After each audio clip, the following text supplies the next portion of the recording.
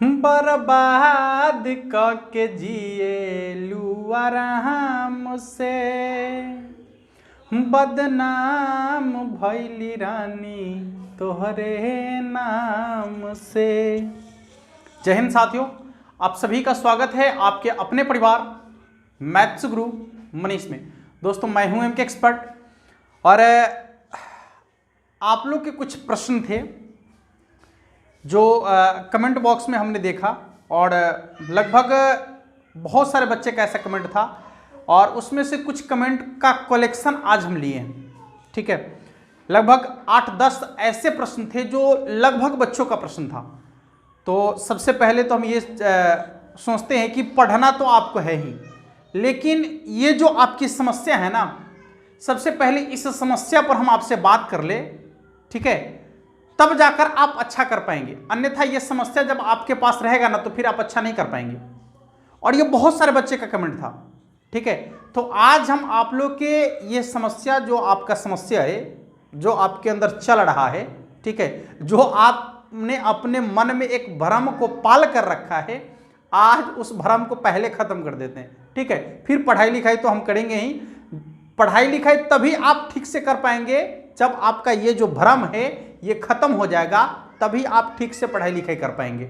ठीक है, चलिए, तो आपका जो प्रश्न है उसमें सबसे पहला प्रश्न था, बहुत सारे बच्चे का प्रश्न था कि पढ़ाई में मन नहीं लगता, क्या करें। यह प्रश्न है कि सर पढ़ाई में मन नहीं लगता, क्या करें। ठीक है, पढ़ाई में मन नहीं लगता, इसका मतलब है कि आपका मन कहीं और लगता है। समझ में आ रहा है? पढ़ाई में मन नहीं लगता है, इसका मतलब कि आपका मन कहीं और लगता है। कहाँ लगता है मन? सिलाई करने में, कटाई करने में, बुआई करने में, किस कार्य में आपको मन लगता है? यदि पढ़ाई में आपका मन नहीं लगता है तो फिर किस कार्य में आपका मन लगता है? चोरी करने में मन लगता है? किस कार्य में मन लगता है आपका? यह आपके मन का एक भ्रम है, एक वहम है जिसको आपने पाल रखा है। और ये कैसे होता है, इसके लिए हम आपको थोड़ी सी जानकारी देते हैं। जैसे होता क्या है कि अभी कोरोना का टाइम चल रहा है, थोड़ा सा एकदम समझिएगा इस चीज़ को। अभी कोरोना का टाइम चल रहा है तो आपको सिम्टम मालूम है कि सर्दी, खांसी, बुखार, जुखाम, दिस डैट, ये सब। ठीक है, तो जैसे ही आपके अंदर, जैसे आपको बॉडी में पेन हुआ तो आपका दिमाग कहता है कहीं कोरोना तो नहीं हो गया। समझ में आ रहा है? जैसे आपको सर्दी हो गया तो आपका माइंड कहता है कि कोरोना तो नहीं हो गया।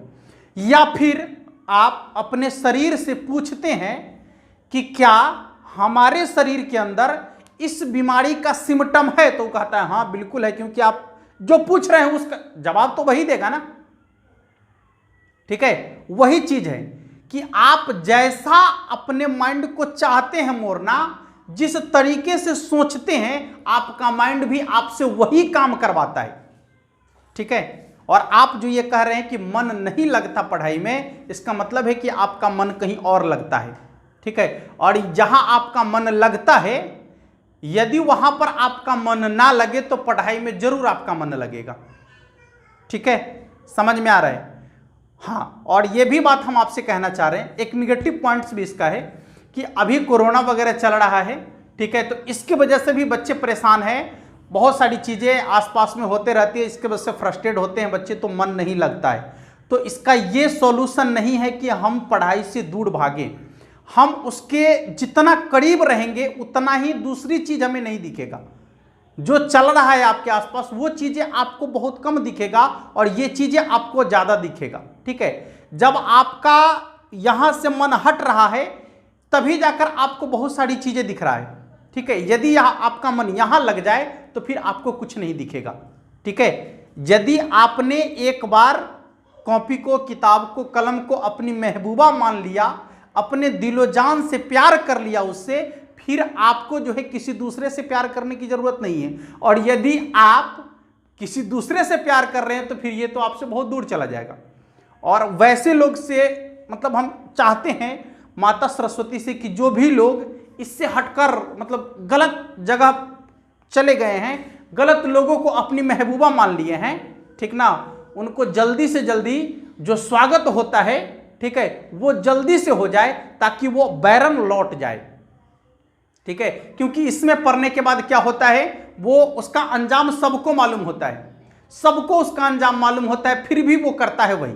ठीक है, तो हम चाहते हैं कि जल्दी से जल्दी उन लोगों को उनकी सजा, मतलब जो होना चाहिए वो मिल जाए ताकि वो इस जगह पर लौट जाएं। ठीक है, आपके पढ़ाई में मन न लगने का यही सबसे बड़ा रीजन है। चलिए दूसरा सवाल, रात को जल्दी सो जाता हूं। अच्छा, रात को जल्दी सो जाते हो, इसलिए जल्दी सो जाते हो क्योंकि तुम्हारे पास कोई एम नहीं है, तुम्हारी कोई मंजिल नहीं है, अन्यथा मंजिल जिस दिन ठान लोगे रात की नींद उड़ जाएगी, तारे गिन गिन कर रात बिताओगे। ठीक है, वो लगाते हो फोन तो पता चलता है कि कब टाइम बीत गया, सुबह से शाम हो जाती है, शाम से रात हो जाती है, रात से फिर सुबह हो जाती है, पता नहीं चलता कि समय कब गुजर गया, क्योंकि आपने दिल किसी और से लगा बैठा है, आपका दिल कहीं और है। नींद कैसे आएगी? नींद तो उसी को आती है जिसके अपनी कोई महबूबा ना हो। ठीक है, जिसने किसी से प्यार ना किया हो, और जिसने ये प्यार कर लिया अपने कॉपी से, अपने कलम से, उसे कभी नींद नहीं आता है, आंखों की नींद उड़ जाती है, रात में चैन नहीं आता है, सोने नहीं देता है, और बार बार दिल यही झकझोरता है कि उठो, ये सोने का वक्त नहीं है, ये वक्त है मेहनत करने का, ये वक्त है जगने का, और अभी जब जगोगे, अभी मेहनत करोगे, पूरी जिंदगी आराम से गुजारोगे, लेकिन अभी यदि आराम कर लोगे तो पूरी जिंदगी किस कष्ट में बीतेगा इसका अंदाजा तुम्हें अभी नहीं है। इसलिए मेरे दोस्त, नींद आपको आता नहीं है, नींद आपको इसलिए आता है कि आपने महबूब नहीं चुना, आपने अच्छा दोस्त नहीं चुना, आपने अच्छा जीवन साथी नहीं चुना, आपने अच्छा महबूबा को नहीं चुना, और जिस दिन आपने इस महबूबा को चुन लिया उस दिन से आपके आंखों की नींद उड़ जाएगी, आपके आंखों में नींद नहीं आएगी।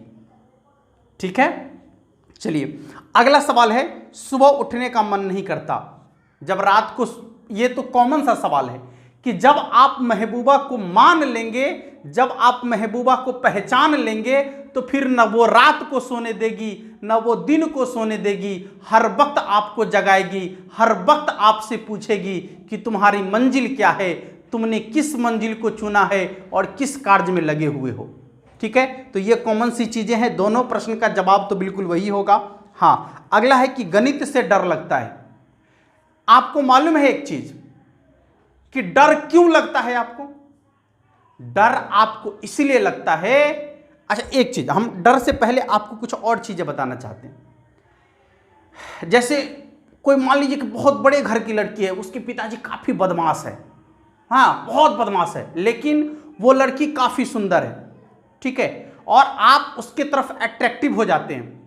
आप कभी ये सोचते हैं अपने दिमाग में, अपने दिल में कभी ये सोचते हैं कि यदि हम इस लड़की से के पीछे जाएंगे, इस लड़की को परेशान करेंगे, या इससे हम रिलेशन रखने का यदि हम जरूरत करेंगे तो इसका अंजाम काफी बुरा होगा, क्या आपको डर लगता है? बिल्कुल आप नहीं डरते हैं, बिल्कुल आप उस समय नहीं डरते हैं, बेहिचक निडर होकर आप ये काम को करते हैं।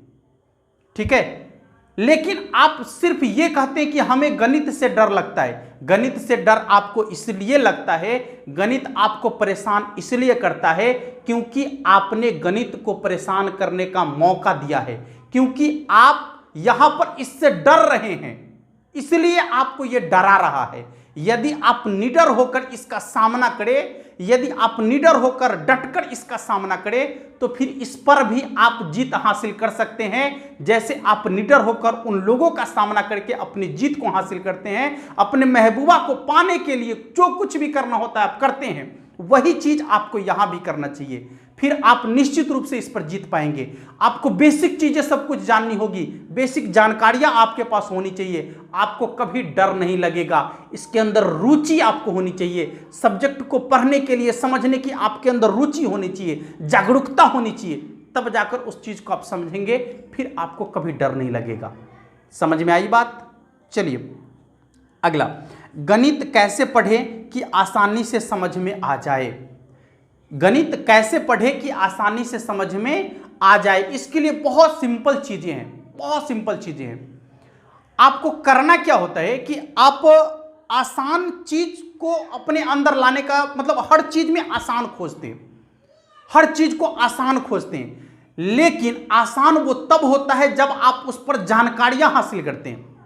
जब आप उसके तह तक जाकर जानकारियां हासिल करेंगे तब वो आपके लिए आसान होगा। आप सीधे चाहेंगे कि वो आसान लगे हमको, इम्पॉसिबल, कभी ऐसा नहीं हो सकता। ऐसा कभी नहीं हो सकता कि वो आसान आपको लगे। आपको आसान बनाना पड़ेगा, आपको उसके तह तक जाकर उसके दिल में उतरना पड़ेगा, उसकी गहराई को छूना पड़ेगा, और जब आप उसकी गहराई को छुएंगे तो आपको काफी आसान लगेगा। ठीक है, इसीलिए आप ये मत सोचिए कि हमको आसान लगना चाहिए, हम आसान बनाए कैसे, ये चीजें आपके अंदर होनी चाहिए। जब आप अच्छे से समझ पाएंगे इस चीज को, जब आप इस पर मेहनत करेंगे, जब इसके तह तक जाएंगे, इसकी गहराई तक जाएंगे, तो खुद ब खुद आपको ये अच्छा लगने लगेगा, खुद ब खुद आपको समझ में आने लगेगा। ठीक है मेरे दोस्त, चलिए अगला, गणित का फॉर्मूला याद नहीं होता कैसे याद करें। हाँ, गणित का फार्मूला याद नहीं होता है, लेकिन LOVE ये फार्मूला किसी से सीखे आप?